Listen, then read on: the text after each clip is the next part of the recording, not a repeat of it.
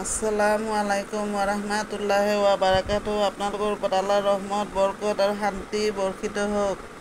আউযু বিল্লাহি মিনাশ শাইতানিৰ ৰাজিম। বিস্মিল্লাহিৰ ৰাহমানিৰ ৰাহিম। খেদা খোৱা শয়তানৰ প্ৰচলনিৰ পৰা আল্লাহ তুমি আমাক ৰক্ষা কৰা। পৰম কৰুণাময় পৰম দয়ালু আল্লাহ তাআলাৰ নামত আৰম্ভ কৰোঁ।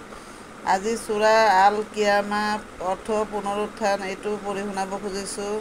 সূৰা নম্বৰ ৭৫, মুঠ আয়াত ৪০, মক্কাত অৱতীৰ্ণ, মুঠ ৰুকু ২ ৰুকু পঢ়ি শুনাব খুজিছোঁ। ১ নম্বৰ, নহয় মই শপত খাইছোঁ কিয়ামতৰ দিনটোৰ। ২ নম্বৰ, আকৌ নহয় মই শপত খাইছোঁ আত্মনিন্দা কৰা আত্মাৰ। ৩ নম্বৰ, মানুহে ভাবিছে নেকি যে মই তাৰ হাড়বোৰ যোৰা লগাব নোৱাৰিম বুলি।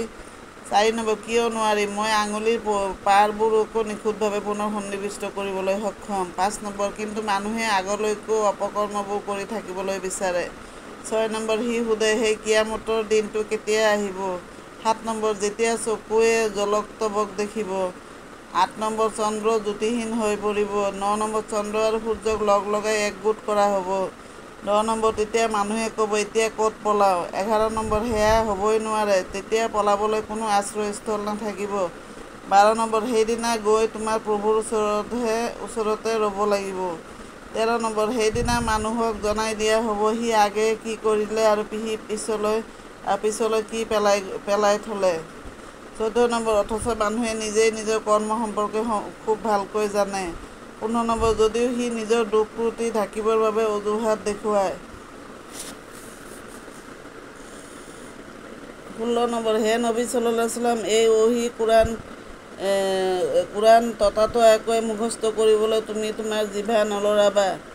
১৭ নম্বৰ, ইয়াক তোমাৰ অন্তৰত সংৰক্ষণ কৰা আৰু পাঠ কৰোৱাৰ দায়িত্ব মোৰহে। ১৮ নম্বৰ, মই যেতিয়া সেয়া পাঠ কৰোঁ সেই পাঠ তুমি মনোযোগেৰে শুনি থাকিবা। ১৯ নম্বৰ, পিছত তাৰ তাৎপৰ্য বুজাই দিয়াৰ দায়িত্ব মোৰেই।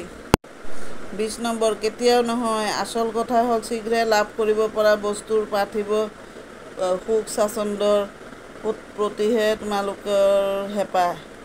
২১ নম্বৰ, আৰু তোমালোকে পৰকালক উপেক্ষা কৰা।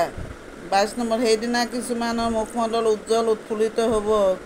২৩ নম্বৰ, নিজ প্ৰভুৰ পিনে চাই থাকিব। ২৪ নম্বৰ, আৰু কিছুমানৰ মুখমণ্ডল বিমৰ্ষ হ'ব। ২৫ নম্বৰ, আৰু সিহঁতে বুজি পাব যে সিহঁতৰ লগত মেৰুদণ্ড ভঙা আচৰণ কৰা হ'ব। ২৬ নম্বৰ, কেতিয়াও নহয়, জীও আহি যেতিয়া কণ্ঠ পাবহি। ২৭ নম্বৰ, আৰু কোৱা হ'ব তাক জীয়াবৰ বাবে জৰা ফুকা কৰিবলৈ কোনোবা আছেনে। ২৮ নম্বৰ, তেতিয়া মানুহে জানিব এয়া পৃথিৱীৰ পৰা বিদায় লোৱাৰ ক্ষণ। ২৯ নম্বৰ, আৰু ভৰিয়ে ভৰিয়ে জুত-পুত খাব। ৩০ নম্বৰ, সেই দিনটো হ'ব তোমাৰ প্ৰভুৰ পিনে গমন কৰাৰ দিন। সমাপ্ত।